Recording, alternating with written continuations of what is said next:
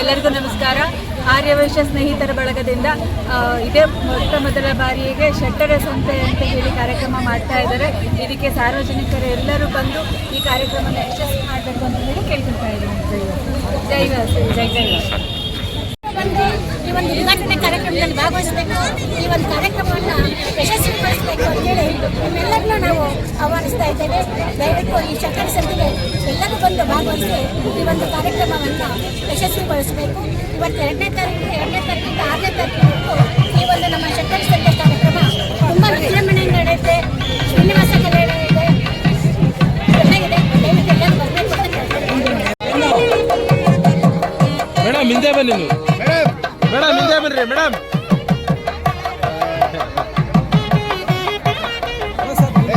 Sir sir sir hello sir ಅವರೇ chief guest.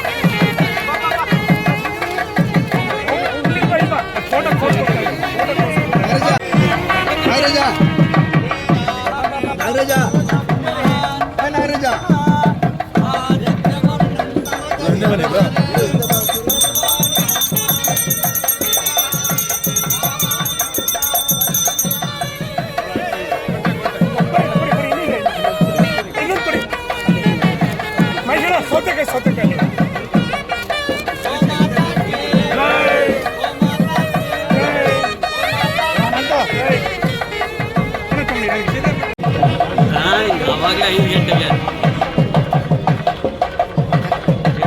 ಓಕೆನಾ?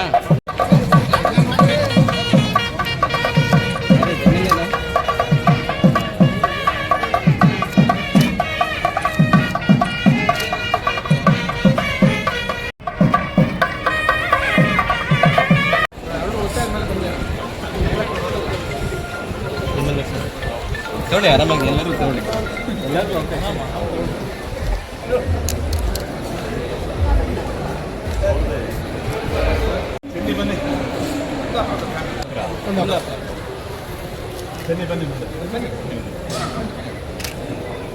ಚೆನ್ನಿ ತಗೋ ಒಂದೆರಡು ಚೆನ್ನಿ ಚೆನ್ನಿ.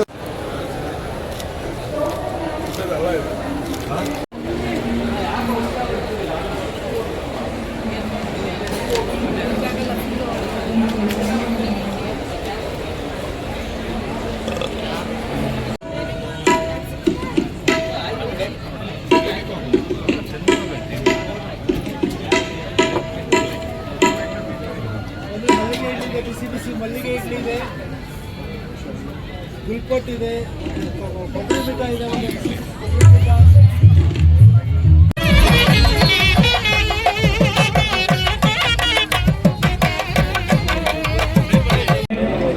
ಎಲ್ಲರೂ ಆಗಮಿಸಿದ್ದೀರಾ. ಮಲೆನಾಡಿನ ಮಾತಾಗಿರುವ ಶೆಟ್ಟರ ಸಂತೆ ಹಾಗೂ ಪಂಚಮ ವೇದ ಪ್ರೇಮದನಾದ ಈ ಕಾರ್ಯಕ್ರಮಕ್ಕೆ ಆಗಮಿಸಿದ್ದೀರಾ. ಇಂದಿನ ಕಾರ್ಯಕ್ರಮಕ್ಕೆ ಅಧ್ಯಕ್ಷತೆಯನ್ನು ವಹಿಸಿಕೊಂಡಿರ್ತಕ್ಕಂತಹ ನಿಮ್ಮೆಲ್ಲರ ವಿಧಾನ ಪರಿಷತ್ ಶಾಸಕರು ಹಾಗೂ ನೆಚ್ಚಿನ ನಾಯಕರಾದಂತಹ DS ಅರುಣ್ ರವರಿಗೆ ಪೂರಕವಾದ ಸ್ವಾಗತವನ್ನು ಕೋರುತ್ತಿದ್ದೇನೆ. ಹಾಗೆ ನಮ್ಮೊಂದಿಗೆ ನಮ್ಮ ಹಿರಿಯರು, ಆರ್ಯವೈಶ್ಯ ಸಮಾಜದ ಏಳಿಗೆಗೆ ಶ್ರಮಿಸಿದಂತಹ ಮಾಜಿ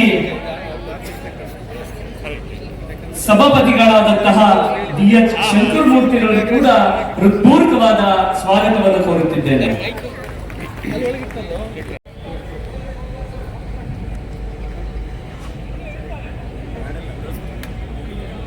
ಈ ಬಿಸ್ನೆಸ್ ಅನ್ನ ಮಾಡುವಂತದನ್ನ ಇವತ್ತಿನ ಎಂಟರ್ಪ್ರಿನರ್ಶಿಪ್ ಕಡಿಮೆ ಆಗ್ತಿದೆ ಅನ್ನುವಂಥದ್ದನ್ನ ಭಾವನೆಗಳು ಕೂಡ ಇದೆ. ಮತ್ತೆ ಬಹಳ ವಿಶೇಷವಾಗಿ ನಮ್ಮ ತಿಂಡಿ ತಿನಿಸುಗಳು ಅದನ್ನ ತುಂಬಾ ಜನ ಅದನ್ನ ಇವತ್ತು ಎಲ್ಲರೂ ತಿನ್ನುವಂತಹ ಸ್ಥಿತಿಗೆ ಹೋಗಿದೆ.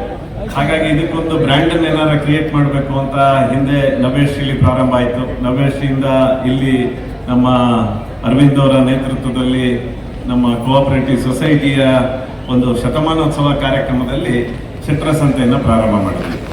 ಅದಾದಮೇಲೆ ಈ ಒಂದು 2 ತಿಂಗಳ ಹಿಂದೆ ನಾವೆಲ್ಲರೂ ಮತ್ತೆ ಸಮಾನ ಮನಸ್ಕರು ಎಲ್ಲ ಕೂತು ಯೋಚನೆ ಮಾಡಿದಾಗ ಇದನ್ನ ಶೆಟ್ಟರ ಸಂತೆನ ಏನಾದರೂ ಬ್ರ್ಯಾಂಡ್ ಮಾಡ್ಬೋದಾ ಅನ್ನೋವಂಥದ್ದನ್ನ ಯೋಚನೆ ಆಯ್ತು.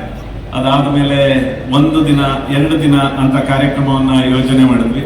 ನಾವು ವಿಶೇಷವಾಗಿ ನೋಡಿದ್ದು ವಾಸವಿ ಮಹಿಳಾ ಸಂಘದ 50ನೇ ವರ್ಷದ ಸಂಭ್ರಮಾಚರಣೆಯನ್ನ ಮಾಡಬೇಕು. ಜೊತೆಗೆ ನಾವು ಕಲ್ಯಾಣೋತ್ಸವವನ್ನು ಮಾಡಬೇಕು, ಶ್ರೀನಿವಾಸ ಕಲ್ಯಾಣೋತ್ಸವವನ್ನು ಮಾಡಬೇಕು ಅಂತ. ಶ್ರೀನಿವಾಸ ಕಲ್ಯಾಣೋತ್ಸವವನ್ನು ಯಾರ ಹತ್ರ ಮಾಡಿಸ್ಬೇಕು ಅಂತ ಯೋಚನೆ ಮಾಡಿದಾಗ ಶ್ರೀವಾರಿ ಫೌಂಡೇಶನ್ ಅವರು ನಮ್ಮ ಶಿವಮೊಗ್ಗಕ್ಕೆ 720ನೇ ಶ್ರೀನಿವಾಸ ಕಲ್ಯಾಣೋತ್ಸವಕ್ಕೆ ಬರ್ತಾ ಇದ್ದಾರೆ. ಅಂದ್ರೆ ನಾಳೆ ದಿವಸ ಈಗಾಗಲೇ ಇದ್ರೆ ಹಿಂಭಾಗ ಈಗಾಗಲೇ ಶ್ರೀನಿವಾಸ ಕಲ್ಯಾಣೋತ್ಸವಕ್ಕೆ ಬೇಕಾಗಿರುವಂತಹ ಆ ಸೆಟ್ ಅನ್ನು ಕೂಡ ರೆಡಿ ಇದೆ. ನಾಳೆ ಅದ್ಭುತವಾದಂತಹ ಸುಮಾರು 3 ಗಂಟೆಗಳ ಕಾಲ ಶ್ರೀನಿವಾಸ ಕಲ್ಯಾಣೋತ್ಸವ ನಾಳೆ ನಡೆಯುತ್ತೆ. ನಾಡಿದ್ದು ನಮ್ಮ ವಾಸವಿ ಮಹಿಳಾ ಸಂಘದ 50ನೇ ವರ್ಷದ ಸಂಭ್ರಮಾಚರಣೆ ನಡೆಯುತ್ತೆ. ಅದಾದ ನಂತರ ಕೊನೆ ದಿವಸ 5ನೇ ತಾರೀಕು ಭಾನುವಾರ ಭಜನ್ ಜಾಮಿಂಗ್. ಈಗ ನಮ್ಮ ಯುವಕರನ್ನ ಯಾವ ರೀತಿ ನಮ್ಮ ಭಜನೆಗಳಿಗೆ ನಾವು ಅಟ್ರಾಕ್ಟ್ ಮಾಡಬೇಕು, ಮೋಟಿವೇಟ್ ಮಾಡಬೇಕು, ನಮ್ಮ ಹಿಂದೂ ಸಂಸ್ಕೃತಿಯನ್ನ ಉಳಿಸ್ಬೇಕು, ನಮ್ಮ ವಿಚಾರಗಳನ್ನ ಹೇಳಬೇಕು ಅಂದ್ರೆ ಇವತ್ತಿನ ಟ್ರೆಂಡಿಗೆ ಅನುಗುಣವಾಗಿ ನಮ್ಮ ಯೋಚನೆ ಮಾಡಿದ್ದು ನಾವು ಭಜನ್ ಜಾಮಿಂಗ್. ರಘು ದೀಕ್ಷಿತ್ ಅವರ ಸಹೋದರರಾದಂಥ ವಾಸು ದೀಕ್ಷಿತ್ ಅವರ ಒಂದು ಭಜನ್ ಜಾಮಿಂಗ್ ಅನ್ನುವಂಥದ್ದನ್ನ ಕಾರ್ಯಕ್ರಮವನ್ನು ಕೂಡ ಮಾಡುತ್ತೆ. 5ನೇ ತಾರೀಕು ಇದೆಲ್ಲದಕ್ಕೂ ಬರಬೇಕು. ಇವತ್ತು ಬಹಳ ವಿಶೇಷವಾಗಿ ನಾವು 2ನೇ ತಾರೀಕು ಉದ್ಘಾಟನೆ ಅಂತ ಯೋಚನೆ ಮಾಡಿದ್ವಿ. ಉದ್ಘಾಟನೆಯಲ್ಲಿ ಇವತ್ತೊಂದು ದಿವಸ ನಮಗೆ ಸ್ಟೇಜಿನ ಕಾರ್ಯಕ್ರಮ ಸಿಗುತ್ತೆ.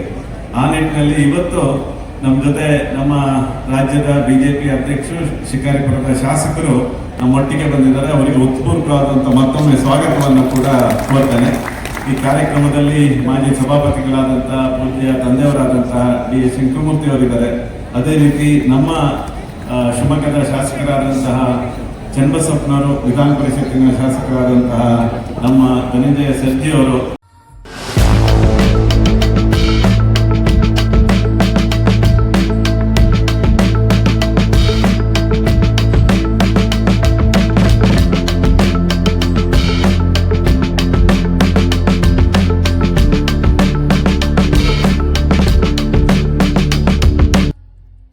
ಸ್ನೇಹಿತರ ಬಳಗದಿಂದ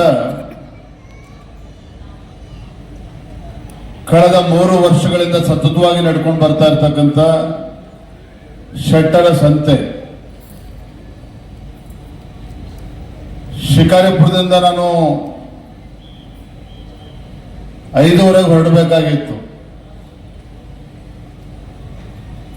ತಂದೆಯವರು ಯಡಿಯೂರಪ್ಪನವರು ಯಾಕೆ ಇಷ್ಟು ಗಡಿಬಿಡಿ ಮಾಡ್ತಾ ಇದೆ, ಏನು ಅವಸರ ಅಂತ ಕೇಳಿದ್ರು. ನಾನು ಇಲ್ಲ, ಶೆಟ್ಟರದ್ದು ಕಾರ್ಯಕ್ರಮ ಇದೆ, ಅದಕ್ಕೆ ಹೋಗ್ಬೇಕು ಅಂತ ಅಂದೆ. ಅದಕ್ಕೆ ನಮ್ಮ ಅಕ್ಕ ಇದ್ದವ್ರು ಬೈದ್ರು, ಶೆಟ್ರು ಅಂತ ಹೇಳ್ಬೇಡ, ಆರ್ಯವೈಶ್ಯರು ಅಂತ ಹೇಳ್ಬೇಕು ಅಂದ್ರು. ಆದ್ರೆ ಬಂದು ನೋಡ್ತಾ ಇದ್ದೇನೆ, ಇಲ್ಲೂ ಕೂಡ ಶೆಟ್ಟರ ಸಂತೆ ಅಂತಾನೆ ಬರೆದಿದೆ. ತುಂಬಾ ಸಂತೋಷ ಆಗಿದೆ. ಸಾಮಾನ್ಯವಾಗಿ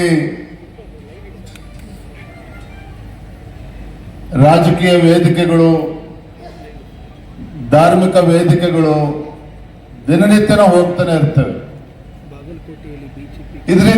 ಇದು ಒಂದು ರೀತಿ ಅಪರೂಪದ ಕಾರ್ಯಕ್ರಮ.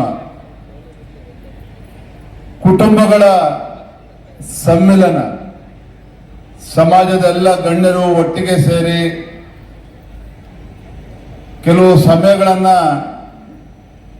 ಕಳಿತಕ್ಕಂಥ ಒಂದು ಅಪರೂಪದ ಕಾರ್ಯಕ್ರಮ ಅಂತೇಳಿ ಸಂದರ್ಭದಲ್ಲಿ ಹೇಳ್ತಾ,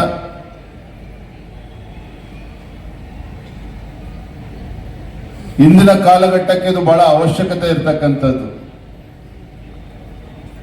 ತಂದೆಯವರು ಯಾವತ್ತೂ ಕೂಡ ಒಂದು ಮಾತನ್ನು ಹೇಳ್ತಾ ಇರ್ತಾರೆ, ನಮಗೆ ನಾವು ಬದುಕೋದನ್ನ ಯಾರು ಕೂಡ ಹೇಳ್ಕೊಡ್ತಕ್ಕಂಥ ಅವಶ್ಯಕತೆ ಇಲ್ಲ, ಆದ್ರೆ ಸಮಾಜಕ್ಕೋಸ್ಕರ ಬದುಕ್ತಕ್ಕಂಥದ್ದು ಬಹಳ ಮುಖ್ಯ. ಇವತ್ತು ಆರ್ಯವೈಶ್ಯ ಸಮಾಜ ಅಂತ ಹೇಳಿದ್ರೆ ಕೇವಲ ಶಿವಮೊಗ್ಗ ಜಿಲ್ಲೆಯ ಆರ್ಥಿಕ ಪ್ರಗತಿಗಲ್ಲ, ಈ ರಾಜ್ಯದ ಒಂದು ಆರ್ಥಿಕ ಪ್ರಗತಿಗೆ ತಮ್ಮದೇ ಆದಂತ ಒಂದು ಕೊಡುಗೆಯನ್ನು ಕೊಟ್ಟಿರ್ತಕ್ಕಂಥ ಒಂದು ಸಮಾಜ. ವ್ಯಾಪಾರ ವಹಿವಾಟಿನ ಮುಖೇನ ತಮ್ಮದೇ ಆದಂತ ಒಂದು ಸಮಾಜವನ್ನ ತಾವು ಮುಂದೆ ತೆಗೆದುಕೊಂಡು ಹೋಗ್ತಕ್ಕಂಥ ನಿಟ್ಟಿನಲ್ಲಿ ತಮ್ಮದೇ ಆದಂತ ಒಂದು ಕೊಡುಗೆಯನ್ನು ತಾವು ನೀಡ್ತಾ ಇದ್ದೀರಿ.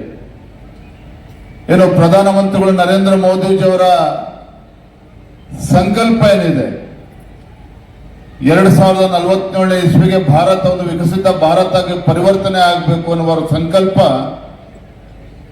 ಪ್ರಧಾನಮಂತ್ರಿಗಳ ಸಂಕಲ್ಪ ನನಸಾಗಬೇಕು ಅಂತ ಹೇಳಿದ್ರೆ ನಮ್ಮೆಲ್ಲರ ಹೆಮ್ಮೆಯ ಆರ್ಯವೈಶ್ಯ ಸಮಾಜದ ಕೊಡುಗೆ ಬಹಳ ಅಪಾರವಾಗಿರ್ತಕ್ಕಂಥದ್ದು ಅನ್ನೋದನ್ನ ನಾವು ಮರೆಯೋದಕ್ಕೆ ಸಾಧ್ಯ ಇಲ್ಲ. ಬಹಳ ಸಂಕ್ಷಿಪ್ತವಾಗಿ ಸಮಗ್ರವಾಗಿ ಹೇಳಿದ್ದಾರೆ. ಭಾಷಣಕ್ಕೇನು ಸಮಯ ಹೆಚ್ಚಿಲ್ಲ. ಒಂದೆರಡು ಸಂಗತಿ ಮಾತ್ರ ಗಮನಕ್ಕೆ ತರ್ತೇನೆ. ಭಾರತದ ಒಂದು ವಿಶೇಷ ಇದೆ. 2019ರಲ್ಲಿ RSSನ ಸರಸಂಘ ಚಾಲಕರಂತ ಮಾನ್ಯ ಮೋಹನ್ ಭಾಗವತರು ಮದ್ದೂರಿಗೆ ಬಂದಿದ್ದರು. ಅವರು ಎದಲ್ಲಿ ಇದೇ ರೀತಿ ಒಂದು ಸಾಂಸ್ಕೃತಿಕ ಕಾರ್ಯಕ್ರಮವನ್ನು ಪ್ರಕಟ ಮಾಡಿದ್ವಿ. ಅದರ ಮುಕ್ತಾಯದಲ್ಲಿ ಅವರು ಮಾತಾಡಿದರು. ಅದರ ಒಂದು ಅವರು ಗಮನಕ್ಕೆ ತಂದಿದ್ದು, ಭಾರತದ 1000 ವರ್ಷದ ಹೋರಾಟದಲ್ಲಿ, ಸ್ವಾತಂತ್ರ್ಯ ಹೋರಾಟದಲ್ಲಿ ಅನೇಕ ರೀತಿಯಾದ ಹೋರಾಟ ನಡೆದಿದೆ. ಎಲ್ಲವೂ ಕೂಡ ಅದರದ್ದೇ ಆದ ಪ್ರಾಮುಖ್ಯತೆಯನ್ನು ಪಡೆದಿದೆ. ಆದರೆ ಇದೆಲ್ಲವೂ ಹೊರಗಡೆ ಕಾಣುವಂಥ ಹೋರಾಟ, ಅಹಿಂಸಾತ್ಮಕ ಹೋರಾಟ, ರಾಜಕೀಯ ಹೋರಾಟ, ಕ್ರಾಂತಿಕಾರಿಗಳ ಹೋರಾಟ, ಸೈನಿಕ ಹೋರಾಟ ಇತ್ಯಾದಿ ಇತ್ಯಾದಿ ಇತ್ಯಾದಿ. ಆದರೆ ಭಾರತದಲ್ಲಿ ಕಾಣದೇ ಇರುವಂಥ ಒಳಗಿನ ಒಂದು ಆತ್ಮ ಹೋರಾಟ ಇದೆ. ಅದು ಅಂದರೆ ನಮ್ಮ ಋಷಿಮುನಿಗಳು ನಮ್ಮ ಪರಂಪರೆ ನಿರ್ಮಾಣ ಮಾಡಿರುವಂಥ ವ್ಯವಸ್ಥೆಗಳು. ಅದು ಸೆಂಟ್ರಲೈಸ್ಡ್ ಥಿಂಕಿಂಗ್ ಆ್ಯಕ್ಷನ್ ಅಂತ ಹೇಳಿದವರು ಶಬ್ದವನ್ನು ಬಳಸಿದ್ರು. ಸೆಂಟ್ರಲೈಸ್ ಥಿಂಕಿಂಗ್ ಆ್ಯಂಡ್ ಆ್ಯಕ್ಷನ್, ಇದು ಭಾರತದ ವಿಶೇಷ. ಇಷ್ಟು ಜಾತಿ, ಇಷ್ಟು ಉಪಜಾತಿಗಳು, ಇಷ್ಟು ಭಾಷೆಗಳು, ಇವತ್ತಿನ ಸಮಸ್ಯೆ ನಮಗೆ ರಾಜಕೀಯ ಕಾರಣಕ್ಕಾಗಿ. ಹಿಂದೆ ಇದೆಲ್ಲವೂ ಒಟ್ಟು ಭಾರತಕ್ಕೆ ಶಕ್ತಿ ಇದು. ನಾವು ಏನು ಹೇಳ್ತೀವಿ ಹೇಳಿ, ಆದರೆ ಇದು ನಮ್ಮ ಜಾತಿಯನ್ನೆಯನ್ನು ಬೆಳೆಸುವಂಥ, ಅಂಧಾಭಿಮಾನ ಬೆಳೆಸುವಂಥ, ಅಹಂಕಾರ ಬೆಳೆಸುವಂಥ ವ್ಯವಸ್ಥೆ ಅಲ್ಲ. ಬದಲಾಗಿ ಭಾರತ ಮಾತೆಗೆ ವಾಸವಿ ಮಾತೆ ಮೂಲಕವಾಗಿ ನಾವು ಸಲ್ಲಿಸಬೇಕಾಗಿರುವಂಥ ಒಂದು ದೊಡ್ಡ ಸಮರ್ಪಣೆಯ ಒಂದು ಸಾಧನ ಈ ಒಂದು ಷಟ್ರ ಸಂತೆ ಅಂತ ಅನ್ಕೋತೀನಿ.